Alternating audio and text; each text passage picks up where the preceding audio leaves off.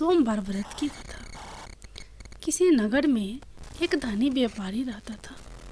दूर दूर तक उसका व्यापार फैला हुआ था। नगर के सभी लोग उस व्यापारी का सम्मान करते थे। इतना सब कुछ संपन्न होने के बाद भी वह व्यापारी बहुत दुखी था, क्योंकि उसका कोई पुत्र नहीं था, जिस कारण अपने मृत्यु के पश्चात व्यापार के उत्तराधिकारी की चिंता उसे हमेशा सताती रहती थी।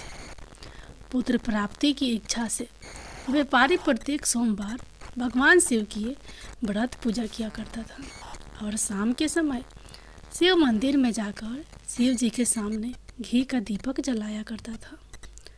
उसकी भक्ति देखकर माँ पार्वती प्रसन्न हो गई और भगवान शिव से उस व्यापारी की मनोकामना पूर्ण करने का निवेदन किया। भगवान शिव बोले, इस संसार में सबको उसके कर्म के अनुसार फल की प्राप्ति होती है। जो प्राणी जैसा कर्म करते हैं उन्हें वैसा ही फल प्राप्त होता है। शिव जी द्वारा समझाने के बावजूद माँ पार्वती नहीं मानी और उस व्यापारी की मनोकामना पूर्ति हेतु वे शिव जी से बार बार अनुरोध करती रही। अनंता माता के आग्रह को देखकर भगवान भोलेनाथ को उस व्यापारी को पुत्र प्राप्ति का वरदान देना पड़ा। वरदान देने के बाद भोलेनाथ माँ पार्वती से बोले, आपके आग्रह पर मैंने पुत्र प्राप्ति का वरदान तो दे दिया, परंतु इसका यह पुत्र 16 वर्ष से अधिक समय तक जीवित नहीं रहेगा। उसी रात भगवान शिव उस व्यापारी के सपने में आए और उसे पुत्र प्राप्ति का वरदान दिया और उसके पुत्र के 16 वर्ष तक जीवित रहने की भी बात बताई।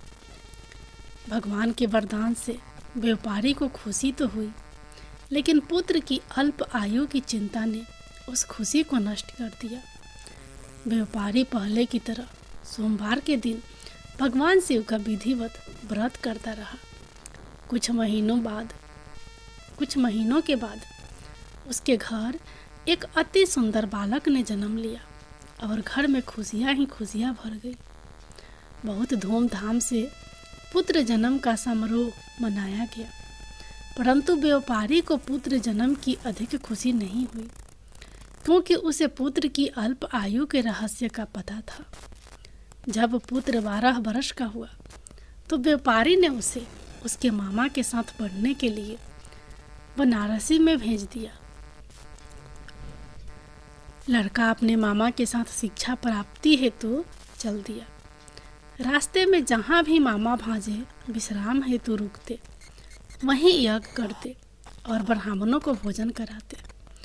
लंबी यात्रा के बाद मामा भांजे एक नगर में पहुँचे। उस दिन नगर के राजा की कन्या का विवाह था, जिस कारण पूरे नगर को सजाया गया था। निश्चित समय पर बारात आ गई, लेकिन बड़ का पिता अपने बेटे के एक आंख से काने होने के कारण बहुत चिंतित था। उसे भय था कि इस बात का पता चलने पर कहीं राजा विवाह से इनकार न कर दे, इससे उसकी बदनामी भी होगी। जब बड़ के पिता ने व्यापारी के पुत्र को देखा तो उसके मस्तिष्क में एक विचार आया। उसने सोचा, क्यों ना इस लड़के को दूल्हा बनाकर राजकुमारी से विवाह करा दूं। विवाह के बाद इसको धन देकर विदा कर दूंगा और राजकुमारी को अपने नगर ले जाऊंगा। बड़ के पिता ने लड़के के मामा से इस संबंध में बात की। मामा ने धन मिलने के लालच में बड़ के पिता की बात स्वीकार कर ली। लड़के को दूल्हे का वस्त्र पहनाकर राजकुमारी से विवाह कर दिया गया। राजा ने बहुत सारा धन देकर राजकुमारी को विदा किया। शादी के बाद लड़का जब राजकुमारी से साथ लौट रहा था तो वह सच नहीं छिपा सका और उसने राजकुमारी की ओढ़नी पर लिख दिया, राजकुमारी, तुम्हारा विवाह मेरे साथ हुआ था। मैं तो वाराणसी पढ़ने के लिए जा रहा हूँ और अब तुम्हें जिस नवयुवक की पत्नी बनना पड़ेगा वह एक आंख से काना है। जब राजकुमारी ने अपनी चुन्नी पर लिखा हुआ पढ़ा तो उसने काने लड़के के साथ जाने से इनकार कर दिया। राजा को जब ये सब बातें पता लगी तो उसने राजकुमारी को महल में ही रख लिया। उधर लड़का अपने मामा के साथ बनारसी पहुंच गया और गुरुकुल में पढ़ना शुरू कर दिया। जब उसकी आयु 16 वर्ष की हुई तो उसने यज्ञ किया। यज्ञ के समाप्ति पर ब्राह्मणों को भोजन कराया और खूब अन्य वस्त्र दान किए। रात को वह अपने शयन कक्ष में सो गया। शिवजी के वरदान के अनुसार शयन अवस्था में ही उसके प्राण पेखरू उड़ गए। सूर्योदय पर मामा मृत भांजे को देखकर रोने पीटने लगा। आसपास के लोग भी एकत्र होकर दुख प्रकट करने लगे। लड़के के मामा के रोने विलाप करने से सवर समीप से गुजरते हुए भगवान शिव और माता पार्वती जी ने भी सुने। माता पार्वती ने भगवान से कहा, प्रनाथ, मुझे इसके रोने के स्वर सहन नहीं हो रहे, आप इस व्यक्ति के कष्ट को अवश्य दूर करें। भगवान शिव ने माता पार्वती के साथ अदृश्य रूप में समीप जाकर देखा तो भोलेनाथ माता पार्वती से बोले, यह तो उसी व्यापारी का पुत्र है जिसे मैंने 16 वर्ष की आयु का वरदान दिया था। इसकी आयु पूरी हो गई है। माँ पार्वती ने भगवान शिव से निवेदन कर उस बालक को जीवन देने का आग्रह किया। माता पार्वती के आग्रह पर भगवान शिव ने उस लड़के को जीवित होने का वरदान दिया और कुछ ही पल में वह जीवित होकर उठ बैठा। शिक्षा समाप्त करके लड़का मामा के साथ अपने नगर की ओर चल दिया। दोनों चलते हुए उसी नगर में पहुँचे जहाँ उसका विवाह हुआ था। उस नगर में भी यज्ञ का आयोजन किया। समीप से गुजरते हुए नगर के राजा ने यज्ञ का आयोजन देखा और उसने तुरंत ही लड़के और उसके मामा को पहचान लिया। यज्ञ के समाप्त होने पर राजा मामा और लड़के को महल में ले गया और कुछ दिन उन्हें महल में रखकर बहुत सा धन वस्त्र आदि देकर राजकुमारी के साथ विदा कर दिया। इधर भूखे प्यासे रहकर व्यापारी और उसकी पत्नी बेटे की प्रतीक्षा कर रहे थे। उन्होंने प्रतिज्ञा कर रखी थी कि यदि उन्हें अपने बेटे की मृत्यु का समाचार मिला तो दोनों अपने प्राण त्याग देंगे। परंतु जैसे ही उसने बेटे के जीवित वापस लौटने का समाचार सुना तो वह बहुत प्रसन्न हुआ। वह अपनी पत्नी और मित्रों के साथ नगर के द्वार पर पहुंचा। अपने बेटे के विवाह का समाचार सुनकर पुत्र वधू राजकुमारी को देखकर उसकी खुशी का ठिकाना न रहा। उसी रात भगवान शिव ने व्यापारी के सपने में आकर कहा, हे श्रेष्ठी, मैंने तेरे सोमवार के व्रत करने और व्रत कथा सुनने से प्रसन्न होकर तेरे पुत्र को लंबी आयु प्रदान की है। पुत्र की लंबी आयु जानकर व्यापारी बहुत प्रसन्न हुआ। शिव भक्त होने तथा सोमवार का व्रत करने से व्यापारी की सभी मनोकामनाएं पूर्ण हुई। इसी प्रकार जो भक्त सोमवार का विधिवत व्रत करते हैं और व्रत कथा सुनते हैं उनकी सभी इच्छाएं पूरी होती हैं। जय भोलेनाथ, जय माता पार्वती। अब आप लोग सुनिए सोमवार व्रत की अगली कथा। एक समय श्री महादेव जी पार्वती के साथ भ्रमण करते हुए मृत्यु लोक में अमरावती नगरी में आए। वहाँ के राजा ने शिव मंदिर बनवाया था जो कि अत्यंत भव्य एवं रमणीक तथा मन को शांति पहुँचाने वाला था। भ्रमण करते समय शिव पार्वती भी वहाँ ठहर गए। पार्वती जी ने कहा, हे नाथ, आओ आज इसी स्थान पर चौसर पासे खेले। खेल शुरू हुआ। शिव जी कहने लगे, मैं जीतूंगा।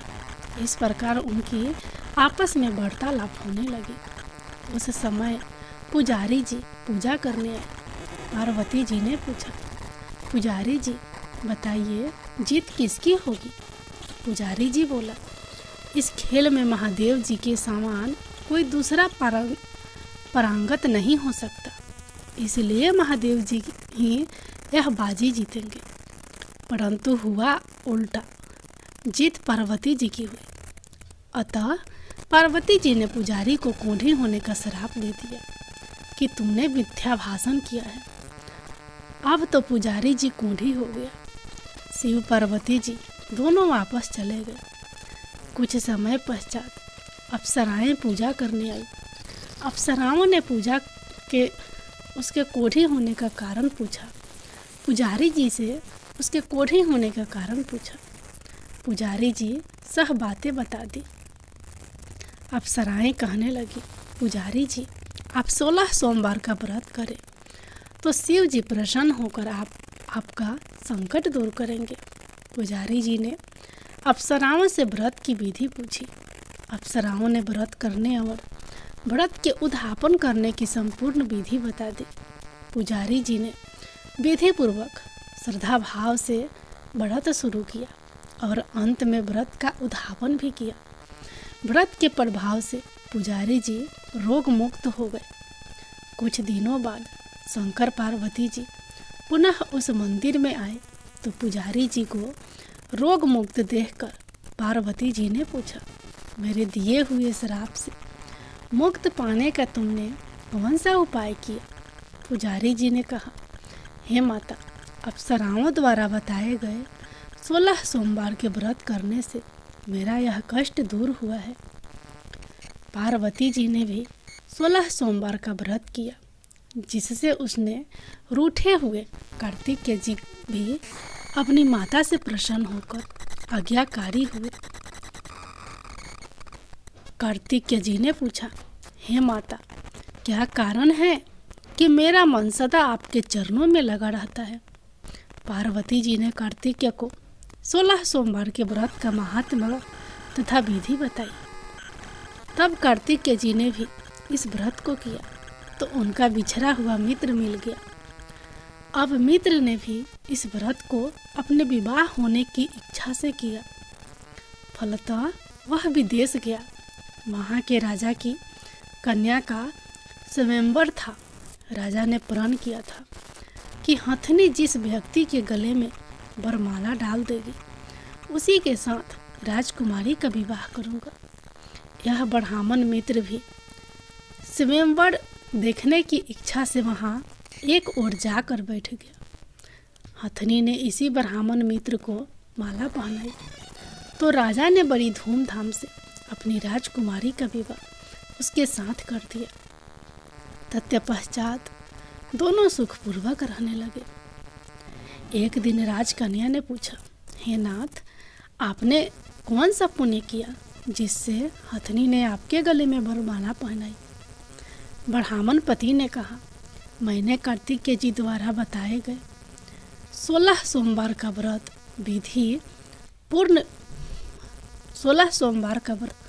पूर्ण विधि विधान सहित श्रद्धा भक्ति से किया, जिसके फल के कारण मुझे तुम्हारे जैसी सौभाग्यशाली पत्नी मिली। अब तो राजकन्या ने भी सत्य पुत्र प्राप्ति के लिए व्रत किया और सर्वगुण संपन्न पुत्र प्राप्त किया। बड़े होकर पुत्र ने भी राज प्राप्ति की कामना से 16 सोमवार का व्रत किया। राजा के देवलोक होने पर इसी ब्राह्मण कुमार को राजगद्दी मिली। फिर भी वह इस व्रत को करता रहा। एक दिन उसने अपनी पत्नी से पूजा सामग्री शिवालय ले चलने को कहा, परंतु उसने पूजा सामग्री अपनी दासियों द्वारा भिजवा दी। जब राजा ने पूजन समाप्त किया तो आकाशवाणी हुई कि हे राजा, तुम इस पत्नी को त्याग दो, नहीं तो राजपाट से हाथ धोना पड़ेगा। प्रभु की आज्ञा मानकर उसने अपने पत्नी को महल से निकाल दिया। तब वह अपने भाग्य को कोसती हुई एक बुढ़िया के पास गई और अपना दुखड़ा सुनाया तथा बुढ़िया को बताया मैं पूजन सामग्री राजा के कहे अनुसार शिवालय में नहीं ले गई और राजा ने मुझे निकाल दिया। बुढ़िया ने कहा, तुझे मेरा काम करना पड़ेगा। उसने स्वीकार कर लिया। तब बुढ़िया ने सूत की गठरी उसके सिर पर रखी और बाजार भेज दिया। रास्ते में आंधी आई तो सिर पर रखी गठरी उड़ गई। बुढ़िया ने डांट कर उसे भगा दिया। अब रानी बुढ़िया के यहाँ से चलते चलते एक आश्रम में पहुंची। गोसाई जी उसे देखते ही समझ गए कि यह उच्च घराने की अबला विपत्ति की मारी है। वे उसे धैर्य बांधते हुए बोले, बेटी तुम मेरे आश्रम में रहो, किसी प्रकार की चिंता मत कर। रानी आश्रम में रहने लगी, परंतु जिस वस्तु को वह हाथ लगाती वह वस्तु खराब हो जाती। यह देखकर गोसाई जी ने पूछा, बेटी किस देव के अपराध से ऐसा होता है? रानी ने बताया कि मैंने अपने पति की आज्ञा का उल्लंघन किया और शिवालय में पूजन के लिए नहीं गई। इससे मुझे घोर कष्ट उठाने पड़ रहे हैं।